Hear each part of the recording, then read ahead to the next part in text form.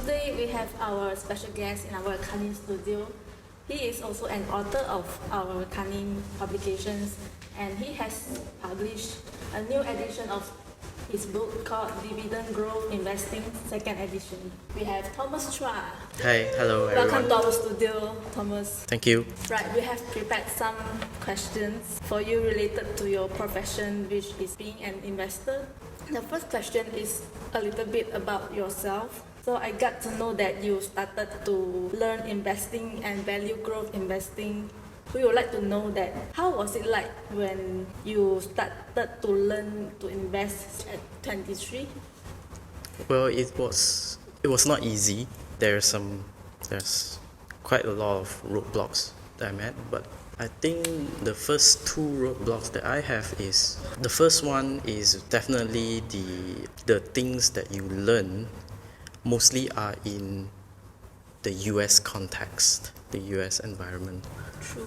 Where you have a lot of information, your criteria for growth companies, your valuations method. It's all very different when it comes to US companies. And when you take that and apply to Malaysia market, it's very different. A lot of times you won't get to invest into companies that are worth investing in Malaysia, and most of the time you will see Malaysia market, the companies that you research in most of the time is either overvalued or it's not really an ideal growth companies. So that's the first roadblocks that I have. Second roadblocks is definitely when I first started out, it's your capital is actually very small because you are just graduating. Your salary probably is around like 2,000, 3,000, right? And a bulk of your money you have to spend is on educations. So that leaves you very little capital for you to invest in. And when you invest into companies, into stocks, and you will see very little gains as well, because not much of capital you have, right? So what happens is that the profit that you gain, it's small. It becomes like as a young person, you won't feel the excitement of investing because all you see is like 100 ringgit profit or 50 ringgit profit. So that's not something that I think it's excitement. Yeah, but as time goes on, you focus on your work, your salary gradually increases, then you begin to have more capital, then you start to have more in terms of your investment. You will feel some excitement there. So when you started, you already aimed for big investment, not starting from small. That's why I'm curious. I also start from small, so my smallest investment is just 1,000. Yeah, it's not really that big. So, but as time passes, every month you contribute to your account. It started to grow. Yeah. That's very ambitious of you. Yeah. But it's a good thing. So related to that, what is the definition of money to you when you are young versus now? Because is there a difference, or you uphold your principle of money until now?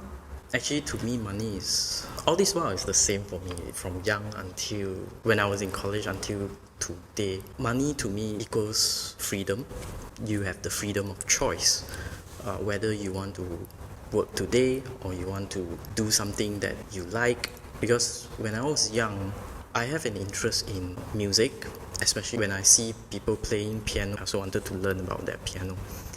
But the cost of buying a piano, it's very expensive, for one. Don't mention about exams, but maybe the lessons that you want to learn. So all these things cost a lot of money. So I didn't get the chance to learn.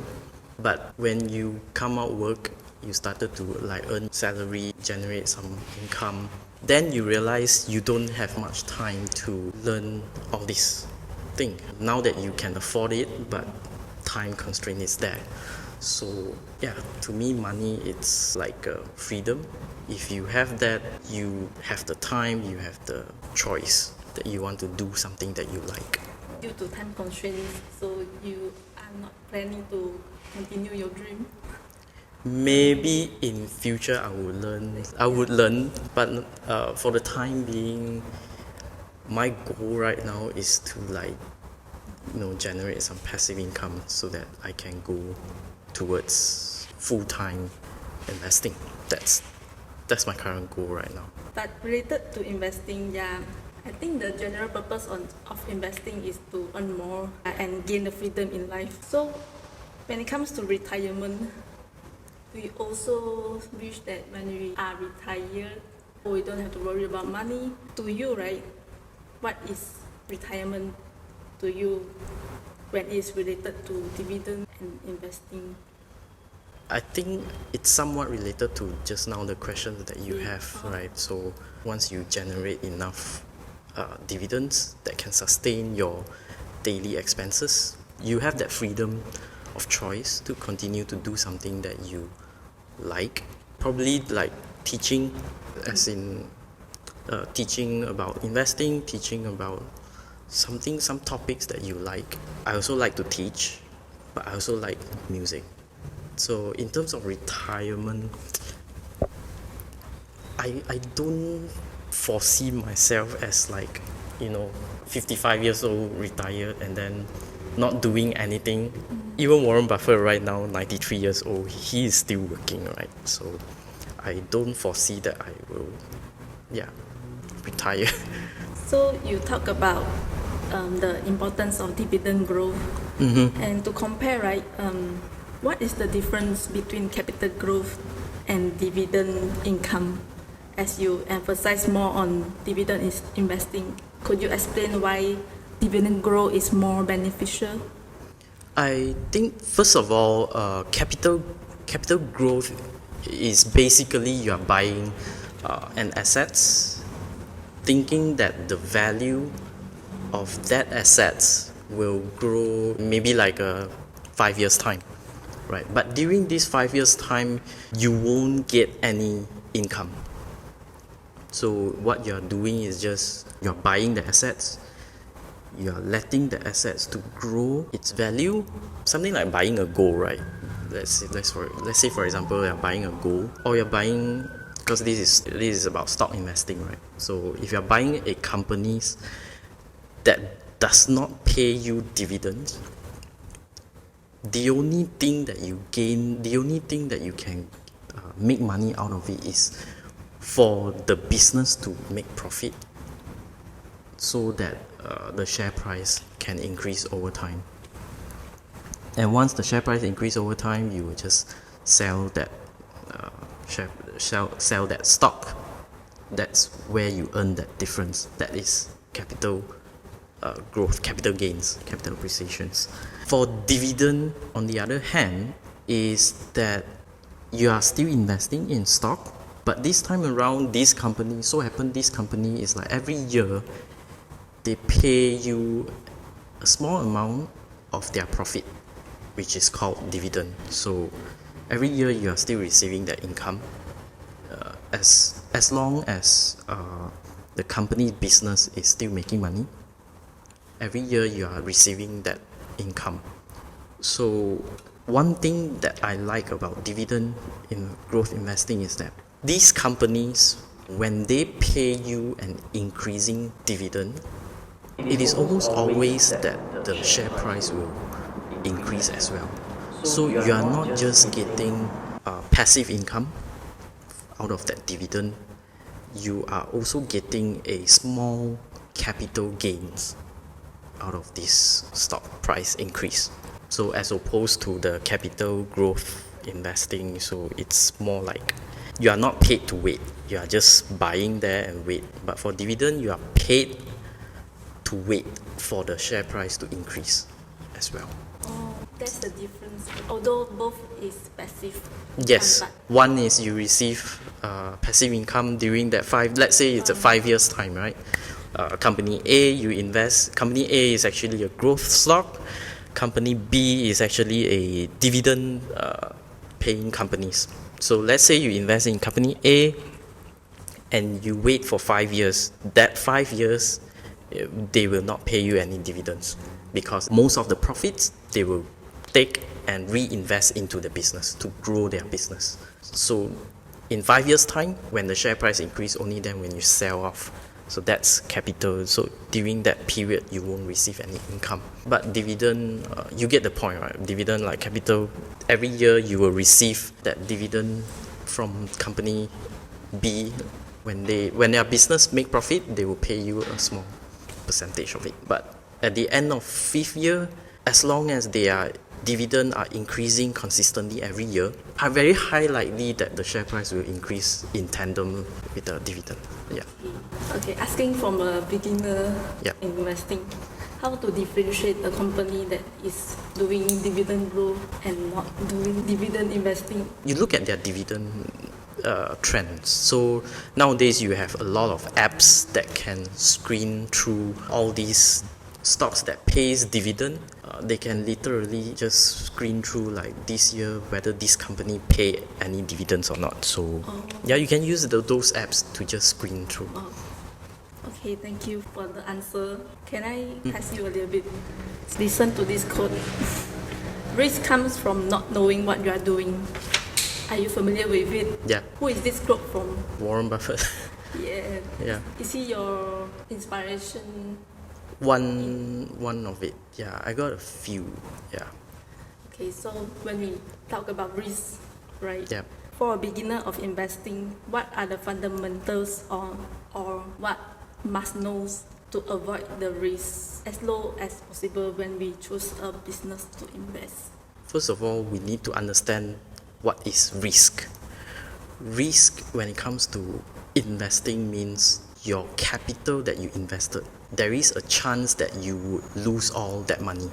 That is risk to me. So when it comes to fundamentals, like what you must know is probably you must know how to identify businesses that make money. That's the first thing. So if it makes money and you invest into that company, naturally you won't lose money. The likelihood of losing money, you're basically decrease that likelihood. Yeah. I believe you raised a few things in your book, right? Yes. In my book, actually, I highlighted a few more things, a few more items that you need to know. Since this book is about dividend investing, and I'm a dividend investor as well, the first thing that I always look at is the dividend trends. How the company pay their dividends. I don't like companies that pay, this year they pay dividend, next year they don't pay dividend, and then next 3 years they pay a bit, and then another following year they don't pay. Those kind of companies, I will not look at it. It's not a problem. Not to say that these companies are not investable. Sometimes some companies, they need that money for growth, to reinvest into their business. But for good companies, especially those that dividend paying companies, first thing, their dividends are very consistent. They always increase. That's the first thing that I look at. Second thing is definitely the business model. If you can pay such dividend, it just means that your business model works. So it means that your business model making money for you, so that you have cash flow to pay out this dividend. So yeah, 3 things that I look at: dividend, business model, and then the cash flow, which is the financials. If your business is good, your financial is good. Your financial definitely must be good, otherwise you won't be able to pay the dividends. Yeah. Right, I see. I think to know more, we have to read Yes. more about investing in the book. Yes. Okay, looking back at your background or story, I'm curious that what about making mistakes in stock investment at a young age? Perhaps you can share about your past mistakes or... Yeah, sure. Past mistake. Actually, I made a lot. Yeah, I made a lot of mistakes when I was young. First thing first is being stubborn. Because I started off as growth investing. Like I mentioned earlier, I don't really, because everything that I learn is all in the US context. When you bring that into Malaysia landscape, it's actually very, very different. But I always stuck, when I was young, I always stuck to that belief is that, growth investing works in Malaysia, so I should continue to do that. But few years down the road, my profit is just 1%. It's just 1%. For I think 5 years or 6 years of investing in Bursa Malaysia, my total profit is just 1% only. Yeah, that's how stubborn I am to change my method. After that, I joined this. I kind of like realized something's not right, because when you look back at your trade, it's all like short term, because growth investing, you thought that company make money, but actually it doesn't make money, right? So you kind of lose money as you go along. So I changed that method. I don't want to be so stubborn anymore, so I changed that method. Now I can say it's good for me. That's why I wrote this book, just to highlight that point. That's the power of making mistakes. Starting from losing money and realizing you're stubborn, but smartly stubborn, I would say, because you're still thinking. And until now, you educate people with dividend growth. Yeah. So I think it's the best part of it. Next question, and the last one. If you were to take a quote from your favorite investors, writers, or businessmen, what is that quote, and what have you learned from it or inspired from it? I'm not sure this is a quote or not, because this is what I learned from it and where I changed my investment method in Malaysia. I attended it's called this NLP program. It's called Neuro-Linguistic Program. So in that program, I learned something like this principle. It's called the law of requisite variety. The meaning of this principle is basically said that the person with the most flexibility in terms of the behavior controls the system. So the thing about investing is that in Malaysia, I cannot control the environment, right? Because most of the companies here it's either very cyclical, or they are very commoditized, very little product differentiations. So when you apply growth investing, when you apply something like growth investing into Malaysia, you're going to face a lot of problem where companies, like I mentioned earlier, first of all, the companies that you research most of the time will be overvalued, and most of the time, even if it's undervalued, you can invest in it, but eventually it will fall out, because these companies are cyclical in nature. So it goes up and goes down, which means to say their business profits are very volatile. So, but there are a handful of companies in Malaysia that pays very, very consistent dividends for very few reasons. First thing is, of course, we have GL, we have government-linked investment companies that invest heavily in Malaysian companies. So because of their stakes in these companies, you can be sure that they have certain influence in terms of companies' dividend payments. And then you have listed companies that are multinationals, which means those MNCs, like what I wrote in my book is, you have Nestle's, you have those Dutch ladies, you have FNN. So all these kind of companies, they pay very consistent dividends as a way to transfer some funds back to their parent company. So you can rest assured that every year they pay a very consistent dividends. So when you see this kind of landscape in Malaysia, you are bound to change a method. So you have to be more flexible in terms of your investing. You either change your investment model, or you change the market that you invest. Maybe you still want growth, so you can invest in the US. I see. Yeah, that's one of the principles that I learned the most impactful for me. Yeah. Right. Thank you, Thomas, for your great sharing. So, thank you for coming today. That's all for our interview. Thank you. Thank you for your time, and I hope to see you again. Hi everyone, so this is my book, my second edition book. So this time around, I add one chapter which is about investing in Malaysia banks.